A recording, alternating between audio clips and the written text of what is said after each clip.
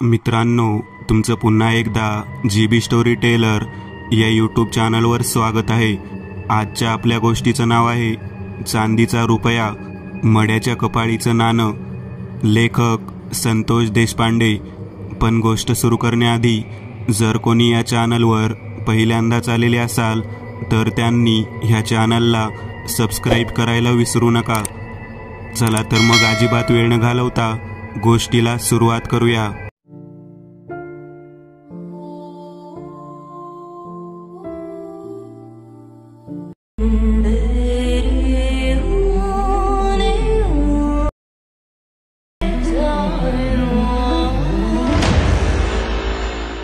लोक म्हणतात की देवाच्या घरी सुद्धा न्याय असतो, पण मी एक अशी गोष्ट पाहिली आहे की मृत व्यक्तीच्या म्हणजेच प्रेताच्या नजरेमध्ये सुद्धा न्याय असतो। होय, हे मी खरं सांगत आहे। माझ्या मित्राच्या बाबतीतच घडलेली घटना आहे। एखाद्या प्रेतात्म्याकडून एखाद्याचा चुकून जर जीव घेतला गेला असेल तर त्या व्यक्तीला पुन्हा त्याचा जीव देण्याचे कार्य तो प्रेतात्मा करू शकतो। थोडक्यात काय, चुकून घडलेल्या गोष्टीला सुधारण्याची क्षमता सुद्धा प्रेतामध्ये असते। असे म्हटले तर ते वावगे ठरणार नाही। लक्ष्मणच्या वडिलांचा मृत्यू झाला होता। मी माझ्यासोबत असलेला अजय, आम्ही दोघे जण त्याच्या वडिलाच्या अंत्यसंस्कारासाठी त्याच्या गावाकडे जाण्यासाठी निघालो। मराठवाड्यामधील अगदी कर्नाटक बाउंड्रीवरचे ते गाव होतं। मी पश्चिम महाराष्ट्रामध्ये राहणारा, माझ्या डोळ्यासमोर अशा पद्धतीचा अंत्यविधी मी कधीच पाहिला नव्हता। लक्ष्मण हा आदिवासी भागातला होता। त्याच्या वडिलाचा अंत्यविधी सुरू असताना त्या ठिकाणी हलगी वाजवणारी लोक होती। ती लोक हलगी वाजवत असताना खाली फेकलेल्या बंदा रुपयाला आपल्या कपाळाला चिटकवून उचलत होती।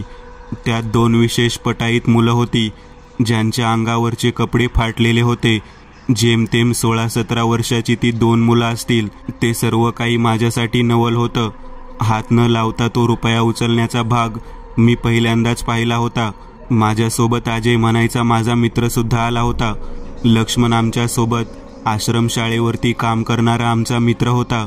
आमच्या कोणाचीही अजून ऑर्डर निघालेली नव्हती, त्यामुळे आम्हाला कोणत्याही ठिकाणी जाण्यासाठी शक्यतो मज्जाव केला जात नव्हता। लक्ष्मणच्या वडिलांचा मृत्यू झाल्यानंतर आम्ही त्या ठिकाणी साधारण 5:30 वाजण्याच्या सुमारास पोहोचलो होतो।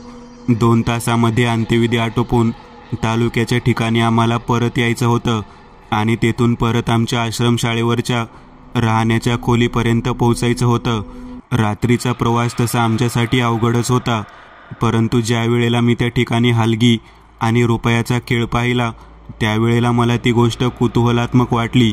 मी अजयला म्हटलं सुद्धा की हे काय चालू आहे। तेव्हा अजय म्हणाला, या खेडेगाव भागामध्ये, या समाजामध्ये अशा पद्धतीचीच अंत्ययात्रा काढली जाते। त्याच वेळेला आम्ही आतमध्ये त्यांच्या वडिलांच्या प्रेताच्या पाया पडण्यासाठी जाऊन पोहोचलो। आतमध्ये गेल्यानंतर समोर जे दृश्य पाहिलं ते फारच वेगळ्या पद्धतीचं होतं। कडेने 11 सवाष्ण बायका उभारलेल्या होत्या। या सर्व बायका त्या बसवलेल्या व्यक्तीच्या प्रेताच्या कपाळाला चांदीचा बंदा रुपया लावून पाहत होत्या। ज्याचा रुपया लागेल त्या बाईला त्या प्रेताला ओवाळण्याचा मान मिळत होता। मी विचार करू लागलो, येथे लोक रडण्याच्या ऐवजी चित्रविचित्र पद्धतीचे खेळच खेळत आहेत। हा कसला प्रकार आहे हे मला कळत नव्हतं। तबकामध्ये तब्बल 50च्या वर चांदीचे बंदे रुपये होते आणि गावातल्या त्यांच्या समाजाच्या बऱ्याच बायका त्या ठिकाणी या पद्धतीने औक्षण करण्यासाठी त्या प्रेताला रुपया चिटकवण्याचा प्रयत्न करत होत्या। काही जणांचा रुपया खाली पडत होता, काही जणांचा रुपया चिटकत होता। ज्या बाईचा रुपया चिटकत होता त्या बाईला खाली पडलेले ते चांदीचे रुपये मिळत होते। अतिशय गरीब कुटुंबातील त्या बायका असल्यामुळे त्यांना त्याचा आनंद मिळत होता। बाहेरच्या भागामध्ये सुद्धा हलगी वाजवणाऱ्या त्या गरीब लोकांना कशा पद्धतीने पैसे नाणे मिळत होते हे सर्व काही पाहिल्यानंतर मला वाटत होतं की एखादा व्यक्ती मेल्यानंतर त्याच्या नावाने दानधर्म व्हावा, म्हणून हे सर्व काही कार्य सुरू असावे। त्याच वेळेला लक्ष्मणचा चुलता त्या ठिकाणी पिशवी भरून चांदीची नाणी घेऊन आला। त्यांनी ती नाणी त्या प्रेताच्या कडेने ठेवली आणि त्या बायकांना पुन्हा एकदा औक्षण करायचा मान म्हणून द्यायला सांगितला। मी विचार करू लागलो, आधीच उशीर झालेला आहे आणि ही माणसं अशी का करत आहेत। लक्ष्मण जवळ गेल्यानंतर लक्ष्मणचा भाऊ आमच्याकडे पाहत म्हणाला, आमची बहीण यायची राहिलेली आहे, त्यामुळे तोपर्यंत हा खेळ खेळला जात आहे. आम्ही म्हणालो, अरे प्रेतासोबत अशा पद्धतीचा खेळ कसा काय खेळू शकतात? तेव्हा त्याचा भाऊ लखन म्हणाला, हा या भागातला रिवाज आहे. ही सर्व नाणी आमच्या वडिलांच्या गारेमध्ये त्यांच्यासोबत पुरली जातात.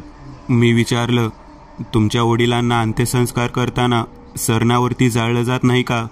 तेव्हा तो म्हणाला, नाही, येथे पुरण्याची पद्धत आहे. आजे त्या वेळेला माझ्याकडे पाहत म्हणाला, प्रत्येक गावची रीतिरिवाज, प्रत्येक समाजातील एक रिवाज पद्धत वेगळी असते. एकंदर सर्व समारंभ सुरू असताना बरोबर 5:30 पावणे 6च्या सुमारास त्यांची बहीण त्या ठिकाणी रडत रडत आली. तिने वडिलांना ओवाळले, चांदीचा रुपया कपाळाला लावला. कपाळाला रुपया चिटकल्यानंतर सर्वांकडे मी पाहिले तर ते सर्व आनंदी झाले होते.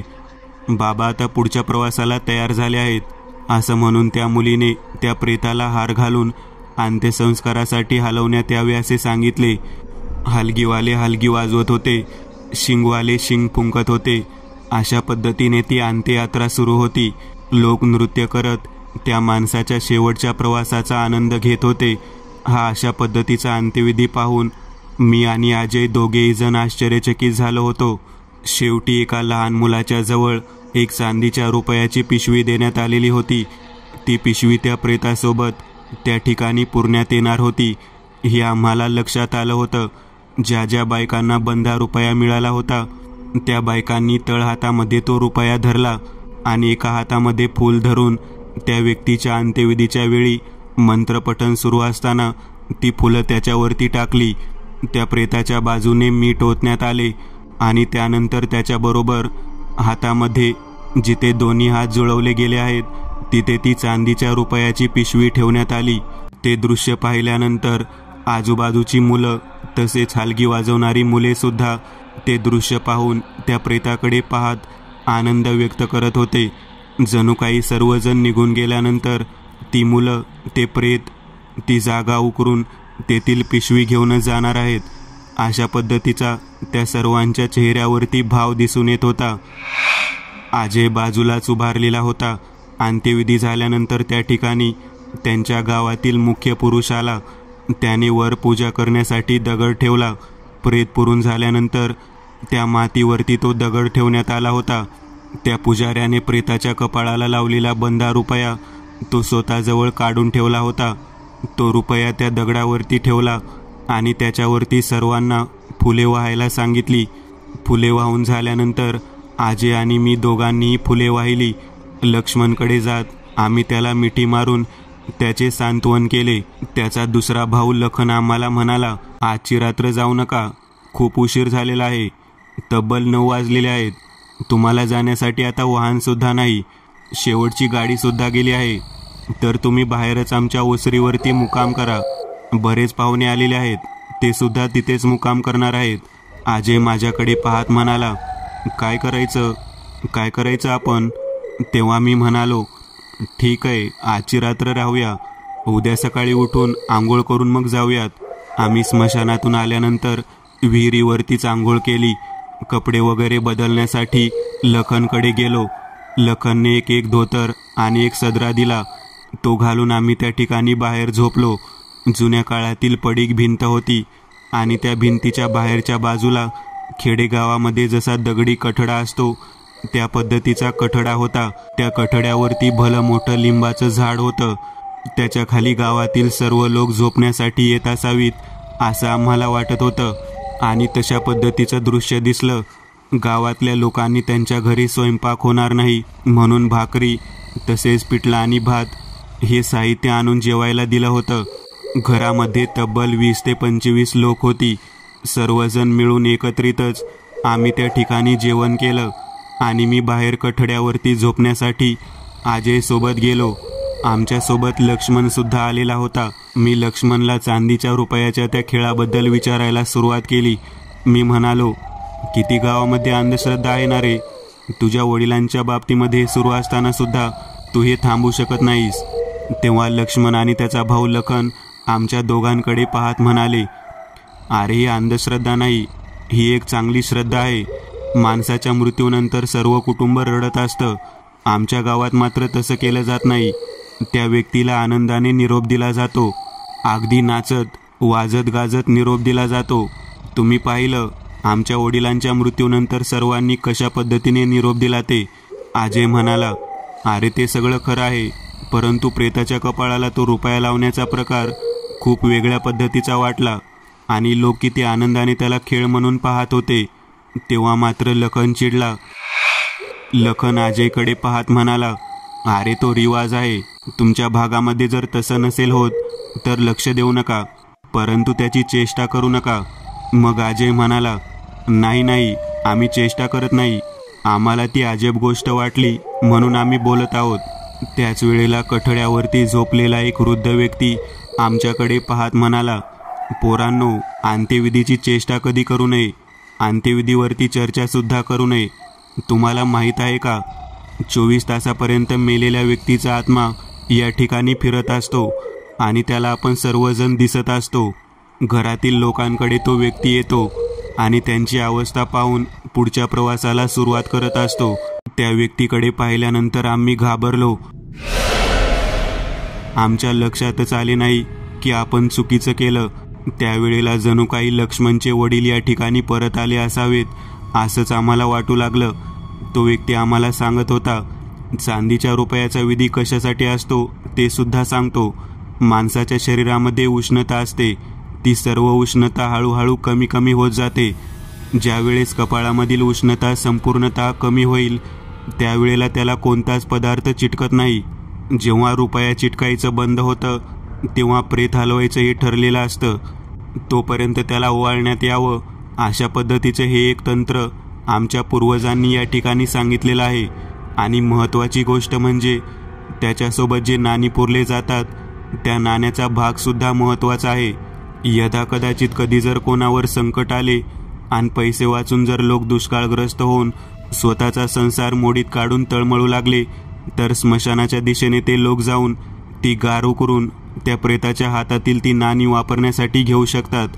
तुमच्या माहितीसाठी सांगतो, लक्ष्मणच्या वडिलांच्या हातात जी पिशवी दिली ती सर्वच्या सर्व चांदीच्या रुपयाची नाणी आहेत आणि ते त्या ठिकाणी ठेवण्यामागचं कारण तेच आहे. हा सर्व प्रकार ऐकल्यानंतर आम्ही डोक्याला हात लावला. किती मोठे शास्त्र याच्या पाठीमागे या गावातील पूर्वीच्या लोकांनी लावलेले आहे. आपण उगाच चुकीचा विचार केला असा मनात विचार येऊ लागला. अजय माझ्याकडे पाहत म्हणाला, आपण चुकलो खरं. आम्ही त्या आजोबांकडे पाहत नमस्कार केला. तेवढ्यात मागच्या बाजूला 2-3 मुलं काहीतरी लपवून नेत आहेत हे आम्हाला जाणवू लागलं. आम्ही तसेच झोपी गेलो. थोड्या अंतरावरती मोठा खताचा उकिरडा होता.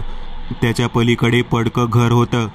त्या घरातच ती 2 मुलं काहीतरी मोजत आहेत हे लक्षात आलं. मी आणि अजय दोघे जण उठलो. हळूच त्या दिशेने गेलो तेव्हा लक्ष्मणच्या वडिलांच्या अंत्यविधीच्या वेळी प्रेताच्या हातामध्ये दिलेली पिशवी त्या हलगी वाजवणाऱ्या 2 लहान मुलांनी उचलून आणलेली आम्ही पाहिली. ते पैसे वाटून घेत होते. अजय म्हणाला, बघ ही काय पद्धत आहे. त्या मुलांनी त्या प्रेताच्या हातात ठेवलेली पिशवी काढण्यासाठी म्हणून त्यांनी ते प्रेतच उघडं केलं. असं व्हायला नको होतं. आम्ही त्या ठिकाणी गेलो आणि त्याच वेळेला ती मुलं तिथून पळून गेली. पैसे त्या ठिकाणी तसेच टाकून ती पळून गेली होती. मी आणि अजयने ते पैसे गोळा केले आणि ते पिशवीत भरले. अचानक आमच्या पाठीमागे कोणीतरी उभारलेलं आहे हे आम्हाला जाणवू लागलं. अजयला त्याचा हात कोणीतरी मुरगाळत आहे असा भास होऊ लागला. त्याचं अचानक तोंड वाकडं होऊ लागलं. मी अजयकडे पाहत होतो तर मागे कोणीच नव्हतं, परंतु अजय मात्र हात पिरगाळल्यागत हात स्वतःहून पिरगाळल्यासारखा तरपडत खाली पाय खोडू लागलेला होता. मी प्रचंड घाबरलो आणि तिथून त्या झाडाच्या कठड्यापर्यंत धावत आलो. मी, लखन आणि लक्ष्मण तसेच तेथे झोपताना लोकांना उठवले आणि त्या ठिकाणी पलीकडे घेऊन गेलो. तोपर्यंत अजयला त्या उकिरड्यामध्ये तोंड दाबून कोणीतरी मारलेलं होतं हे मला लक्षात आलं. सगळेजण चांगलेच घाबरले. म्हातारा व्यक्ती म्हणाला, त्याच्याजवळ काय आहे पहा. तेव्हा अजयच्या जवळ पैशाच्या नाण्याने भरलेली पिशवी दिसली. तो म्हातारा म्हणाला, चांदीच्या रुपयाची पिशवी चोरण्याचा प्रयत्न या पोरांनी केला, म्हणून त्याला त्याची शिक्षा भगवान रावांनी दिली आहे. कसली मुलं घेऊन आलेला आहेस, जे मित्राच्या वडिलांच्या अंत्यविधीचे पैसे सुद्धा चोरायला कमी करत नाहीत. मी त्यावेळेला त्या आजोबांकडे पाहत म्हणालो, अहो पैसे आम्ही नाही चोरले, हलगी वाजवणाऱ्या 2 मुलांनी पैसे चोरले. आम्ही त्या आवाजाच्या दिशेने तिथे गेलो. त्यावेळेला ती मुलं घाबरून पैसे तेथेच टाकून निघून गेली. त्यावेळेला त्या ठिकाणी एक चित्रविचित्र शक्ती अजयला मारत होती. मी ते पाहत होतो. काही क्षणात तुम्हाला बोलवण्यासाठी इकडे आलो आणि तोपर्यंत त्या शक्तीने अजयचा जीव घेतला होता. त्यावेळेला म्हातारा म्हणाला, लक्ष्मणचा बाप भगवानराव 24 तासाच्या आत आपल्या कुटुंबाकडे पाहण्यासाठी आलेला होता. त्याच्या आत्म्यानेच याला ते सर्व काही चोरताना पाहिलं आणि शिक्षा दिली बघ. त्यावेळेला म्हातारा म्हणाला, हे कदापि शक्य होणार नाही. भगवानरावचं प्रेत त्याच्या पाठीमागे लागलं. चुकीच्या माणसाला कधी शिक्षा दिली जाणार नाही. त्याच्याकडे पैसे होते म्हणूनच त्याला शिक्षा दिली गेली. लक्ष्मण आणि लखन दोघे जण माझ्याकडे पाहत म्हणाले, तू जे काही म्हणत आहेस ते जर खरं असेल तर अजयचा विनाकारण जीव कसा काय गेला? तुला माहीत आहे का ती मुलं कोण होती? तेव्हा मी म्हणालो, हो, मी ती मुलं पाहिली आहेत. ती हलगी वाजवणाऱ्याची मुलं होती. तेव्हा तो वृद्ध व्यक्ती म्हणाला, कदापि शक्य नाही. प्रेतात्मा कधी चुकीच्या व्यक्तीला शिक्षा देणार नाही. आम्ही सर्वजण त्या म्हाताऱ्याकडे पाहत म्हणू लागलो, अजय एक चांगल्या ठिकाणी नोकरी करणारा मुलगा आहे. आपल्यासोबत तो इथे बोलत बसला होता. तो स्मशानात एकटा जाऊन हे कार्य कसं करू शकतो? तेव्हा तो वृद्ध व्यक्ती माझ्याकडे पाहत म्हणाला, हा सुद्धा त्यामध्ये समाविष्ट असला पाहिजे. त्यामुळेच तो आणि हा व्यक्ती दोघे आपल्याला त्या ठिकाणी उकिरड्याजवळ दिसले. स्वतःच्या मित्राला मरताना पाहून घाबरून हा व्यक्ती इकडे आला. तेव्हा मी त्या व्यक्तीकडे पाहत म्हणालो, अहो काहीही काय बोलता? मित्राच्या वडिलांच्या अंत्यसंस्काराला आलेल्या व्यक्तीवरती अशा पद्धतीचा संशय घेता? किती विचित्र गोष्ट आहे ही. आम्ही कशाला आमच्या मित्राच्या वडिलांचे प्रेत उकरू? आमच्याकडे काय पैसे वगैरे नाहीत का? उगाच काहीही काय बोलता? त्या व्यक्तींनी प्रेत उकरून त्यातील पैशाची पिशवी त्या ठिकाणी आणलेली आम्ही पाहिली. आम्ही त्याला हात लावला. माझ्या मित्रांनी ती पिशवी हातात धरली आणि त्याच वेळेला कदाचित त्या ठिकाणी लक्ष्मणचे वडील भगवानराव यांचा प्रेतात्म्याचा वारा आलेला असावा आणि त्यांनी त्याला पाहिलं असावं. म्हणूनच अजयचा जीव गेला असावा असं मला वाटतं. उगाच काही आमच्यावरती संशय घेऊ नका. तेव्हा तो म्हातारा म्हणाला, जर अजयचा मृत्यू चुकीच्या गोष्टीमुळे झाला असेल, त्याला जर प्रेताने चुकीची शिक्षा दिली असेल तर प्रेतच त्याला जागेवरती उठवेल आणि खऱ्या व्यक्तीला योग्य शासन देईल. मी म्हणालो, काही काय बोलता? प्रेत कसं काय उठवेल?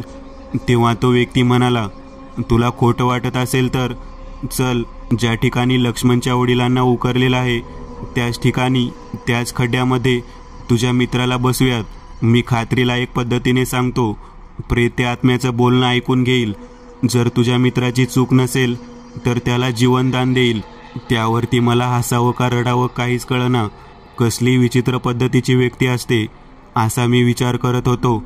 तेव्हा गावातील लोकसुद्धा म्हणाले, खरंच, जर या मुलाची चूक नसेल तर याला प्रेत जीवनदान देईल. आम्ही त्या लोकांकडून हातबल होऊन माझ्या मित्राचे प्रेत घेऊन थेट स्मशानात गेलो. पहाटेचे 2 वाजले होते. त्या ठिकाणी लक्ष्मणच्या वडिलांचे प्रेत उकरलेलं दिसलं होतं. त्याच ठिकाणी मोठा खड्डा घेऊन त्यांच्या जवळच अजयचं प्रेत ठेवण्यात आलं. त्याच्या कपाळाला चांदीचा रुपया लावण्यात आला. त्या पिशवीतले बाकीचे रुपये अजयच्या हातात देण्यात आले. आम्ही सर्वजण परत आलो. कठड्यावरती बसलो. कठड्यावरती बसल्यानंतर आम्हाला कोणाला झोप लागली नाही. आम्हाला माहीत होतं की चांदीचा रुपया अजयच्या मस्तकाला लावला आहे. भगवानराव नक्कीच त्याला दया दाखवतील आणि त्याला जीवनदान देतील. मला ही गोष्ट चुकीची वाटत होती, तरी पण ही गोष्ट विचित्र पद्धतीने घडलेली दिसते. पहाटेच्या 3 वाजण्याच्या सुमारास आमच्या सगळ्यांना डुलकी लागली होती. 4:15 वाजता लखन उकिरड्याच्या पलीकडच्या खोलीच्या दिशेने धावत जाताना दिसला. आम्ही उठलो आणि तिकडे गेलो. तेव्हा लखन आणि लक्ष्मण दोघेजण म्हणाले, कोण आहे तिकडे? कोण आहे तिकडे? तेव्हा कोणाला तरी त्या ठिकाणी फरफट तोडत आणलेलं होतं. हलगी वाजवणारी ती दोन्ही मुलं त्या ठिकाणी कोणीतरी पायाला घट्ट पकडलेलं आहे अशा आविर्भावांमध्ये आलेली होती. त्यांचं हे दृश्य पाहिल्यानंतर मी स्वतः खूप हादरून गेलो. त्या पडक्या घरामध्ये ज्या ठिकाणी अगोदर पैसे वाटपाचा कार्यक्रम झाला होता, त्याच ठिकाणी त्या दोन्ही मुलांना पायाला घट्ट पकडून कोणीतरी फरफटत ओढत आणलं होतं. काही क्षणातच त्या मुलांच्या मानेवरती पाय देऊन जणू कोणीतरी त्यांचा जीव घ्यावा असं ते दृश्य दिसू लागलं होतं. म्हातारा आमच्याकडे पाहत म्हणाला, मी म्हणालो होतो ना की योग्य व्यक्तीला आत्मा शिक्षा देणार. बघ, तुझा मित्र काही क्षणात या ठिकाणी येईल. तेव्हा स्मशानाच्या दिशेने पाहिल्यावरती अजय धावत येताना दिसला. मी घाबरलो. मेलेला असलेला आपला मित्र या ठिकाणी कसा काय आला? तेव्हा अजय म्हणाला, माणसाच्या मस्तकामध्ये त्याचा जीव धारण करण्याची क्षमता चांदीच्या रुपयामुळे येते. मला ज्या पद्धतीने मानेवरती भार देऊन मारण्यात आलं होतं, त्यावेळेला मी मेलेलो नव्हतो, तर मी केवळ मूर्छित झालो होतो. त्या प्रेतात्म्याने माझ्यासमोर बसून 2 प्रश्न केले. माझ्या कपाळाला लावलेल्या चांदीच्या रुपया पाहिल्यानंतर त्याने ओळखले की माझ्यामध्ये अजून जीव आहे. मला 2 प्रश्न विचारल्यावर मी त्या प्रत्येकाची उत्तरं माझी चूक नाही हे मी सांगितलं आणि त्याने माझ्या डोळ्यामध्ये डोळे घालून ते सर्व काही जाणून घेतलं. आणि काही क्षणात त्या प्रेतात्म्याने त्या हलगी वाजवणाऱ्या मुलांना या ठिकाणी ओढत आणत शिक्षा दिली. तो प्रेतात्मा परत आला. ज्या पद्धतीने मला मूर्छित केलं होतं, त्या पद्धतीनेच मला त्या प्रेतात्म्याने पुन्हा शुद्धीवरती आणले आणि मला परत या ठिकाणी पाठवलं. मी ही गोष्ट ऐकल्यानंतर इतका हादरून गेलो की खरंच प्रेताकडे सुद्धा न्याय असू शकतो. चांदीचा रुपया मड्याच्या कपाळाला चिटकवण्याची जी काही पद्धत होती, ती पाहिल्यानंतर माझं मन हादरून गेलं होतं. माझ्यापेक्षाही भयानक स्थिती माझ्या मित्राची म्हणजे अजयची झालेली होती. दुसऱ्या दिवशी आम्ही आंघोळ करून त्या ठिकाणाहून परतीच्या प्रवासाने निघालेलो होतो. मित्रांनो, आज पुरतं एवढंच.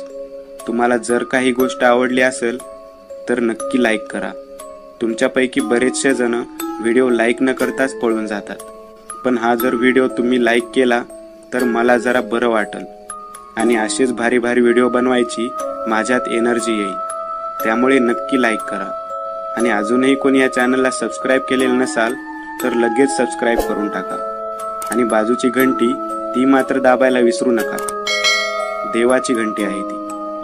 चला तर मग पुन्हा भेटूया अशीच एक आगळी वेगळी गोष्ट घेऊन पुढच्या